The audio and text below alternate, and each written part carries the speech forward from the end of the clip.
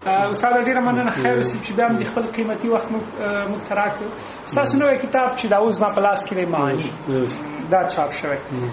که دغه کتاب په اړه راته وغږېږي د معانی په کتاب کې څه دي؟ دا خو تر ډېره پورې یو تدریسي کتاب دی او په پوهنتونونو کې تدریسي. زما د معلوماتو له مخې تر اوسه پورې چې ما څومره لوستي د معانی په اړه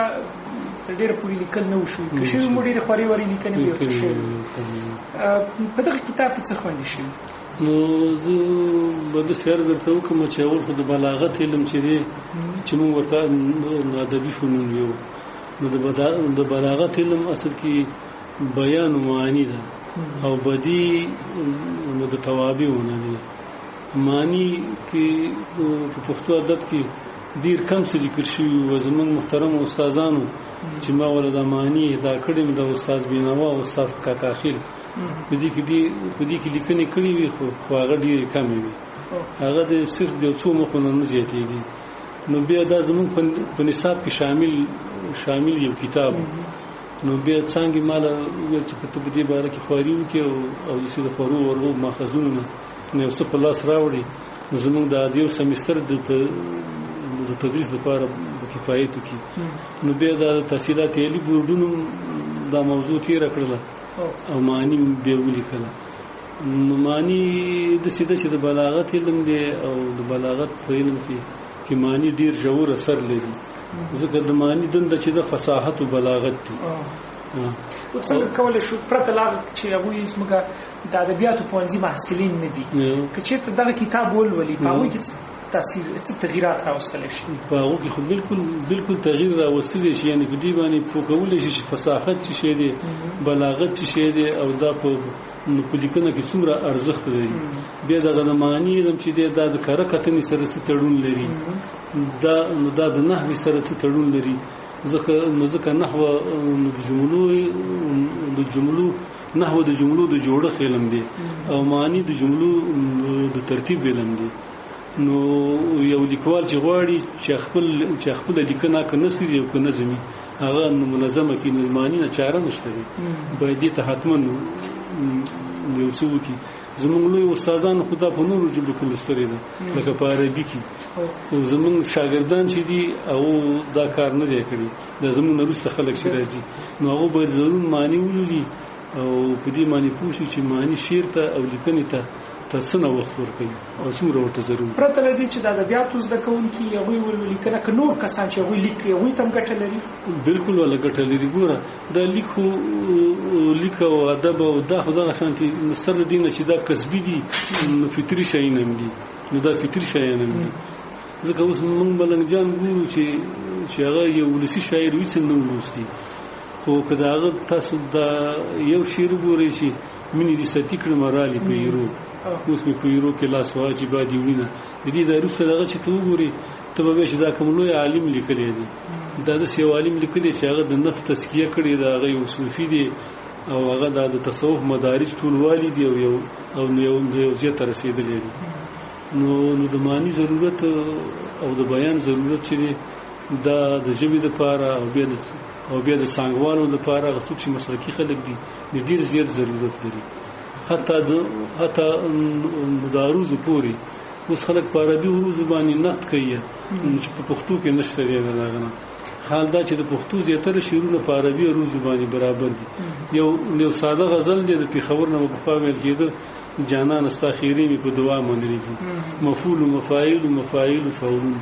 دا هزج اخرب بحر دی او دا غزل ټول په دې بحر باندې برابر دی. هغه شاعر به داسې نه کړي دغه نه چې عروض به یې لوستلي، خو په فطري ډول باندې په طبیعي شکل باندې دغه غزل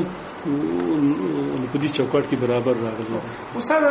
څېړنه خو نه اول حرف دی او نه آخر حرف دی او باید دا روان په پښتو کې خو د معنی په اړه چې بشپړ کتاب چاپ شوی فکر کوم لومړنی کتاب دی ستاسې. د دغه کتاب د لیک په وخت تاسې له کومو مشکلاتو سره مخ وئ؟ نو د دې کتاب د لیک په وخت باندې خو یو مشکل دا و چې په پښتو کې موږ صرف 2 ماخذه لرو او هغه یو د استاد بینوا لیکنه وه او بله د کاکاخیل صاحب وه. هغه د بینوا صاحب لیکنه هم د کاکاخیل صاحب نه اخذ ما ته ښکاره کېده یا د هغه په تاثر لیکل شوې وه، خو هغه ډېره زیاته کمه وه. نو بیا چې موږ ته په دغه کې راکړل بورډ چې بیا موږ ته حکم وکړ د تحصیلات عالی ویل دا باید د 200 مخو نه کم نه وي او نو په دغه 200 مخونو کې دغه کې ما به یو څه زیاتونه په وکړل چې معنی ټول 8 فصله و او ما یو 10 فصله ورسې ولا فصاحت او بلاغت می بیل فصل کړ او دا غي نورسته می به مشکلات ډیر په اردو کې یو ماخذ مال لاس لراغه غم ډیر لندو نو زیاتره څه چې هغه په فارسی کې او په عربي کې نو داغه نم استفاده وکړل او دا ته باندې یو دغه کار دې کول کتاب پیدا کول دغه بیا وسو فضل عبد القاهر جرجاني رحمه الله اسرار البلاغه لیکلي او دلائل الاعجاز ما بچ دي خپل زیاتره استادانو چې موږ سره دلته په دې پونتون کې دي هغه ته به مې ویل چې دي کې د فصاحت مسله د سي جرجاني رحمه الله راوړي د تاسو دي کې څه نظر دي هغه ویل چې ولا نشکر وکړه یعنی ځکه چې اوس د بلاغت چې د صحیح په مدارسو کې ویل کېده خو په دې نور زین کې نشته دی استاد یو بل مهمه مسله سمره چې تاسو دا کتاب ولیکه آیا دا به د افغانستان په ټولو پوهنتونونو کې تدریسیږي د نصاب برخه به وي کنه یوازې په ننګرهار پوهنتون کې تدریسیږي نو اوس خو د تحصیلات عالی د پوهنتونونو نصاب چې دی ټول توحید شوی دی د ټولو څانګو او د امنیت لپاره کارم کیږي نو تمن چې مخ د امنیت لپاره لیکلې دي نو تمن که چا بل څه ونه لیکل امدا باید د څه معنی په هیڅ د معنی د مضمون په هیڅ دي تورته نور په ادبیات برخه کې څېړنې تر لاس لاندې لري کار کوي نو زه خو بل څه خاصه څېړنه خو نشته خو د رحمان بابا چې په پیوړو باندې د پښتنو یو بزرګوار او عارف شاعر تیر شوی دی بعضی خلک د په باره کې د سي پردند سي خبرې کوي چې نو دیو چا په تقلید باندې چې دا شاعر نه دی یا څنګه نه دی دغه کې نو بیا ما د په شعر باندې او د په تغزل باندې په شعریت باندې د په تصوف باندې او د جبې په سپیڅلتیا په سادهګۍ باندې او څومره چې په کې د فصاحت او د بلاغت زور دی پاغه باندې ما یو څه کار شروع کړی دی او یو څه حتی مې رسولې دي استاد یو بل مسله د معنی او ټولنپوهنې ده ټولنیزه سایکالوژي او معنی اېدم په کتاب تفصیلي دي نو سایکالوژي خو ټولنیزه نه خو کوم کستا فکرې موږ په کار کتنه کې د کار کتنې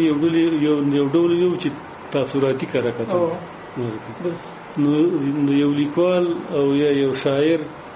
چې څه لیکي دغه کې نو تبن دغه تاثیرات په کې زیات لري او د سایکالوژي مسلې کستا دا مطلبي چې تا باندې خپل کتاب د پاسانه جبه باندې پاسانه پښتو لیکلې وي چې ماسلین په پوښي نو دا خو د زخر دي لپاره دا دلیل لرم